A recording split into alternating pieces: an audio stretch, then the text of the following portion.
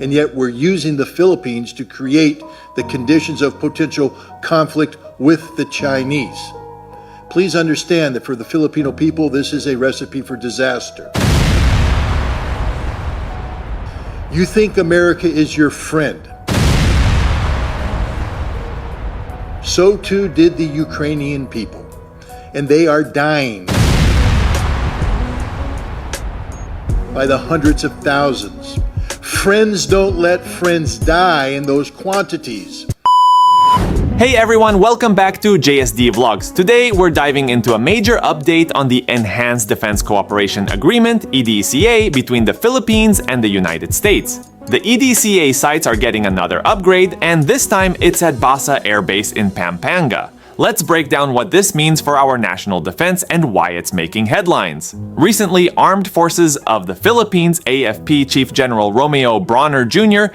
and U.S. Indo-Pacific Command Chief General Samuel Paparo visited Basa Air Base in Florida Blanca, Pampanga. This is one of the 9 strategic locations under EDCA, a 2014 defense deal between Manila and Washington that allows U.S. troops to rotate through Philippine bases and develop facilities for mutual use. The big news is that the Pentagon has just awarded a massive $8 billion contract for more upgrades at Basa, which are expected to be completed by July 2026. These upgrades will include a new parking apron, taxiway, and more enhancements to boost the base's overall capabilities.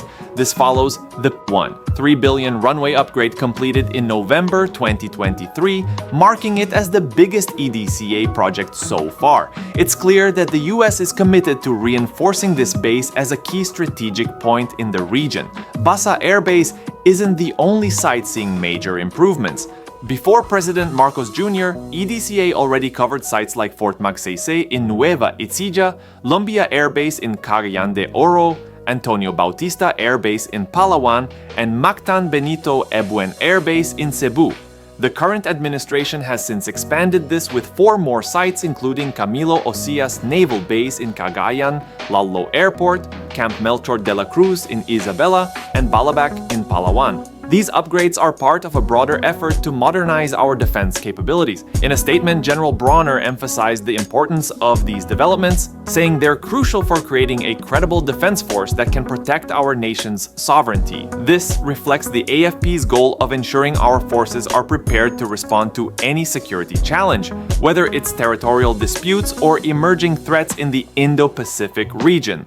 These upgrades are also a testament to the strong defense partnership between the Philippines and the United States. The US has been our oldest military ally in the region, and this year alone, Secretary of State Antony Blinken and Defense Secretary Lloyd Austin announced a $500 million military assistance package to the Philippines. This ongoing cooperation isn't just about the physical upgrades, it's about reinforcing our defense strategies and ensuring regional stability. General Paparo's recent visit, including his meeting with President Marcos and attendance at the Mutual Defense Board and Security Engagement Board in Baguio, highlights the continued focus on this partnership. These interactions are essential in maintaining open communication channels and addressing mutual security concerns in a rapidly changing geopolitical landscape. While these upgrades signify stronger defense ties, they aren't without controversy. Critics argue that the increased presence of US forces could entangle the Philippines in conflicts that we might otherwise avoid, particularly with tensions rising in the South China Sea. Others are concerned about the long-term implications of these military upgrades on our sovereignty and whether they genuinely serve the interests of the Filipino people. On the other hand, supporters believe that these developments are necessary to deter potential threats and strengthen our military capabilities, which have historically lagged behind other countries in the region. With ongoing modernization efforts, many see this as a pivotal step toward a more secure and resilient defense posture. So what do you think? Are these US-funded upgrades under EDCA a sign of stronger national defense, or are they pushing us further into the influence of a global superpower? Let's continue the conversation in the comments below. Your insights are always valuable, so feel free to share your thoughts. Thanks for watching and stay tuned for more updates on this developing story. Catch you on the next one.